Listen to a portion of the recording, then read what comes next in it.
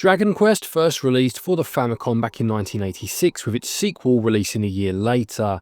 The games received North American releases in 1987 and 1990 respectively, albeit under the new name of Dragon Warrior. Both games are now receiving the HD-2D treatment from Square Enix, bundled together on one package for a whole new generation to experience. Are they indeed though worthy quests, or these days just a bit of an old dragon? Well, thank you to Square Enix for the review code, and now let's find out. So Dragon Quest 1 and 2, along with the third game in the series, which itself has already received the HD-2D treatment, make up the Erdrick trilogy. Owing to the fact that the third game is actually a prequel, Square Enix released that first, in its new HD-2D form, and are now filling in the blanks by doing the same with the first and second games. So the first game then is set many years after the third game, which was a prequel, don't forget, and the actions of the legendary Erdrick have seen peace return to the land of Alefgard. However, this peace was not to last, with the Dragon Lord rising again, threatening the realm once more and abducting the king's daughter to boot. One day, a lone warrior claiming to be a descendant of Erdrick swears allegiance to the king and embarks on a quest to rescue her and rid the world of evil. Dragon Quest II again picks up many years after the first game this time, and his descendants have founded 3 kingdoms that have flourished in an age of peace. However, a sudden invasion of monsters has cast the world into darkness again, and the young princes and princesses of Erdrick's line must unite to try and vanquish this new evil. Very briefly then, I'll go over the main gameplay elements of the Dragon Quest games in terms of what they've always been, and then we'll look at new elements for these particular remakes. So both Dragon Quest 1 and 2 are turn-based RPGs. Very traditional and of their time in many ways. You will traverse an overworld map, being given objectives in order to further your quest, visiting towns, speaking to NPCs, going into dungeons, battling creatures, leveling up, and taking on bosses to ultimately achieve your goal. In some ways, these remakes are unapologetically old school. For example, random battles occur in a way that was the norm back then, with you suddenly being pulled into a battle screen after a certain amount of steps on the overworld map. These occurrences being more regular when you're walking in forests, say for example, as opposed to just on normal ground. The frequency of these is high, as it always was in such games, and you'll need to select your actions from a menu, being to attack, use spells, use abilities, heal your party, etc., with defeated enemies gaining you XP, and that's how you level up, as I mentioned earlier, earning you new spells and abilities, and generally just strengthening you. What's interesting about the first Dragon Quest game is the fact that you played as a lone hero. There was no party in this particular game, just you alone. In Dragon Quest II, you had 2 party members with you, so 3 in total of course, and in this remake there is a 4th character introduced. It's quite interesting how things are cyclical, isn't it? Because playing that first game, it felt its age in some ways, and I don't mean that as the negative it may well sound. But playing as just one character definitely had an old school feel to it. However, because the industry standard these days is to have a party in RPGs, in some ways that first game actually felt more fresh than its sequel. Playing with just one character meant that you had to really think about your strategy. In the original game, back in 1986, you would only ever face one enemy at a time. This has been changed for the remake, and you'll face multiple enemies, and you yourself being alone, don't forget, means that you'll need to really think about how you take these foes on. You'll use things like buffs and debuffs far more than generally you'll find yourself using in such games, because you can't brute force your way through. You can't have one member focus on healing, for example. And I found this quite refreshing, despite the fact it is of course the older of the 2 games. By changing this, back in the day the second game would have felt like a big step forward. However, these days it just feels a bit more standard. Having said that, there is a nice mix in your team of characters that can't use spells to those that can, and the battling is fun in both games for sure.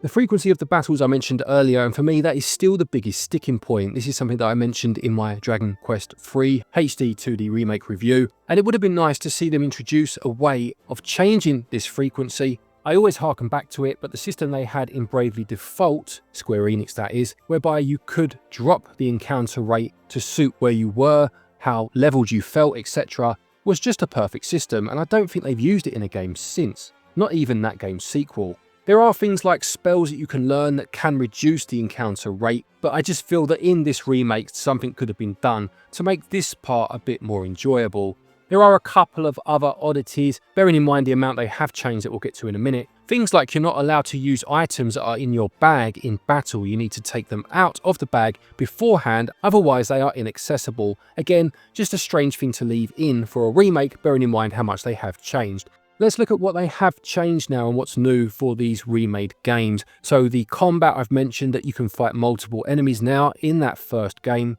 There are new dungeons to explore, and some of the existing locations have been changed up to a degree with new challenges included. And there are new story segments added to flesh things out. I will say the second game is much more story heavy. You can see that it definitely felt more cinematic by the time that game came out, and it would have certainly been seen as a massive improvement over the first game back in the day. The game's main quest has been deepened with new content and locations, and there are certain spells that you can only learn by finding scrolls, allowing you to customize your characters. These are consumable and will disappear after their first use.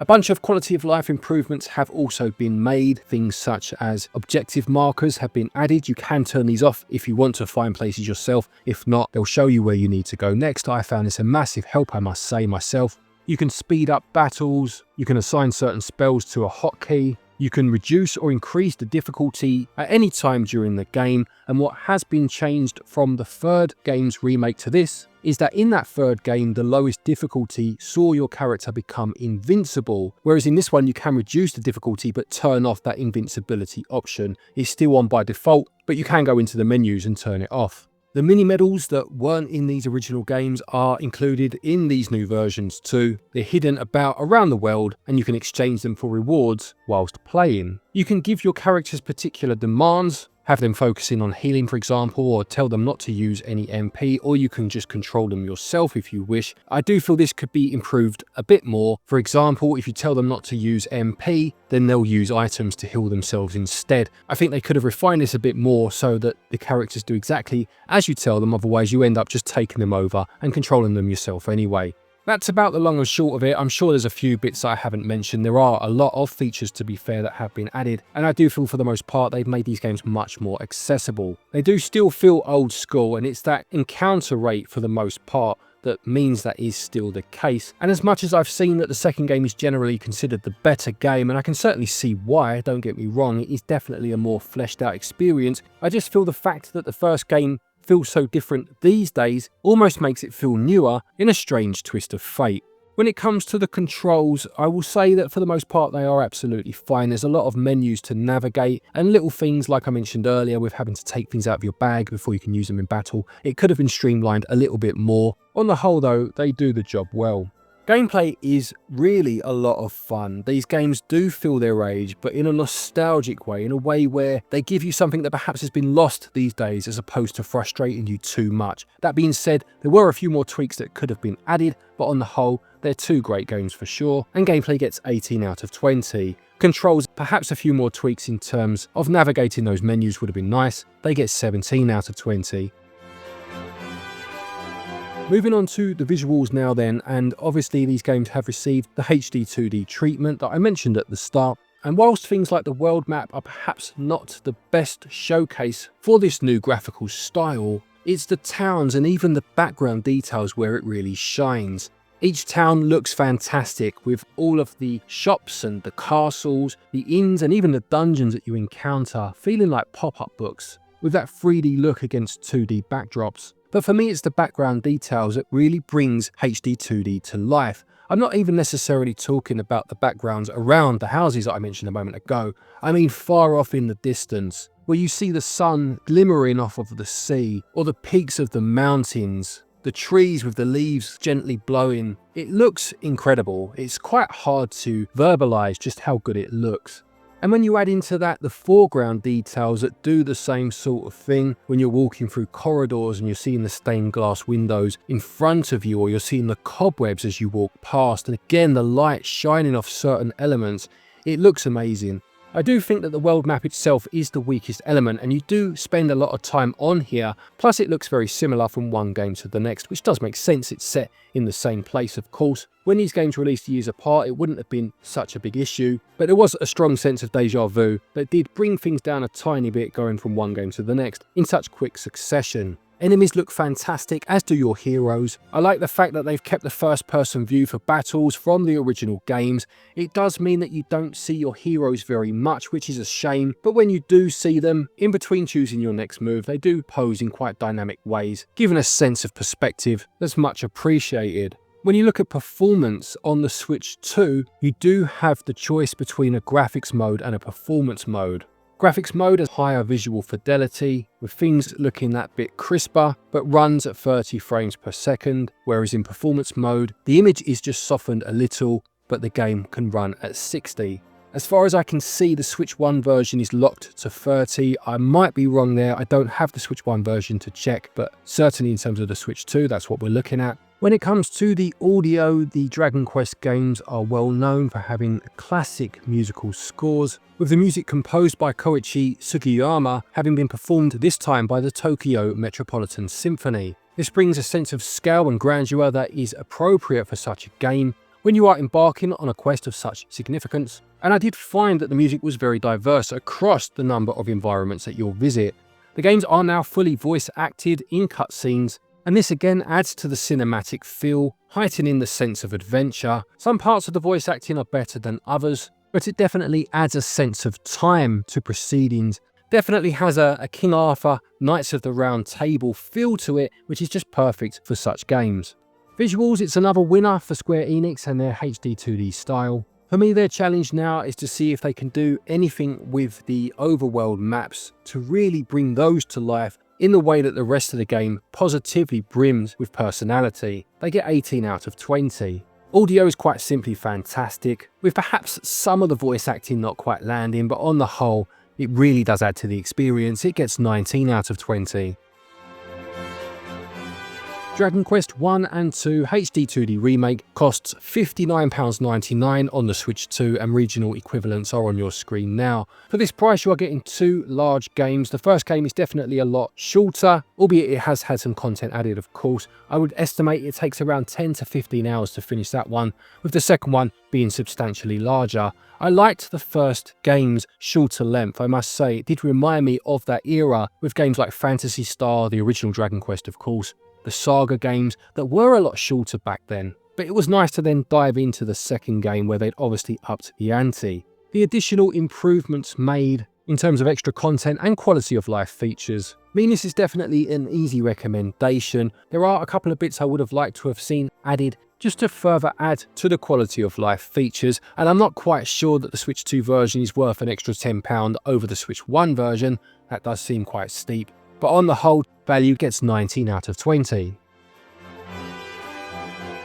To conclude, Dragon Quest 1 and 2 are games that I very much enjoyed playing. There were a lot of RPGs back in the day that didn't get European releases, these two being such examples, so I never really got to play them back then, and by the time they're re-released in various incarnations, life's just too busy. This is a great way to experience them if you haven't done so before. They do feel old school, don't get me wrong, but there are plenty of quality of life features to compensate for that if that's something that worries you, and just a couple more in my opinion would have really perfected this package. I liked how different the first game felt. Actually, I think that might be my favourite, strangely enough. It's funny how playing something many years after the fact can change your perspective from what was the general consensus back then. But I liked having just one character. It made you think a lot more in battles about what you needed to do to stay alive. A great package, and definitely worth playing if you are a fan of RPGs at all.